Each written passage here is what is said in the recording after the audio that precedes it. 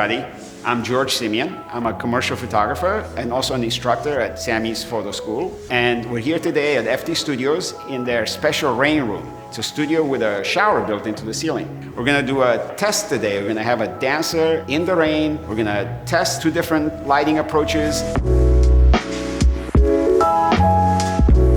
And what we're going to do is we're going to photograph her in two different ways using these brand new Profoto B10X Plus. This is a Plus, and we also have a B10X, which is just a little bit shorter. These are the latest small monoblocks that Profoto puts out, and they're just amazing. I've been a Profoto user for 26 years now. I still have my Pro 6s. They're up to 11 now, so obviously it shows you how far back I am. But they're so reliable that I've never had to change. I never had to upgrade. They're big giant packs, they're very heavy, there are a lot of cables and stuff, so they're not very practical. Especially today, we're gonna put a light right in the shower and the second one close to the shower, so having cables and AC cords and stuff like that would be a complete no-no. These are self-contained, they're not, of course, waterproof, but they are well sealed, so they're perfectly safe outside, fairly close to the water falling. So these units are wonderful. I never use or hardly ever use my big giant packs anymore because these are so much lighter and simpler, and especially battery powered. Profoto's made a series of monoblocks. They started with the B1s, they're large and heavy. Then they came with the B10s, which are much smaller and lighter.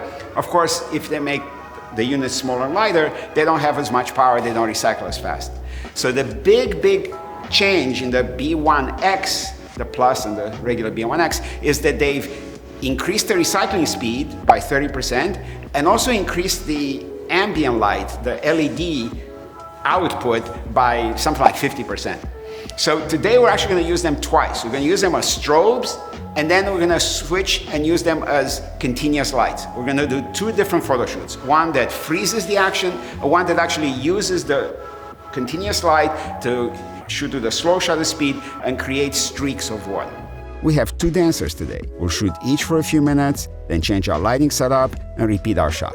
For both our shots today, we'll set up our Profoto B10Xs in a simple classic layout, a direct high backlight, and then a diffused front side light. Using the strobe feature, we'll start with the backlight and jelly red to set a dramatic mood to the image. Then, a soft front side light will highlight the dancer. In post-processing, we'll enhance the overall red tone to deliver a cinematic image.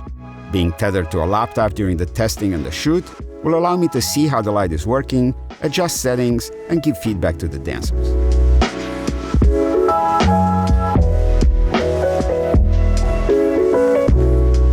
Keeping the Profoto B10Xs in the same places, but remotely switching the output from strobe to continuous light, we'll first set the rear LED to its highest, coolest color temperature and the front LED to its lowest, warmest color temperature. Setting the camera white balance to incandescent will achieve a warm look on the dancer and a very blue look to the falling water. We'll shoot at a shutter speed of a 50th of a second to allow the falling water to create dramatic streaks in the image. We'll support the camera on a tripod and instruct the dancers to pause their movements so that they remain sharp. Again, we'll shoot each dancer for a few minutes, capturing enough frames to ensure some hero images.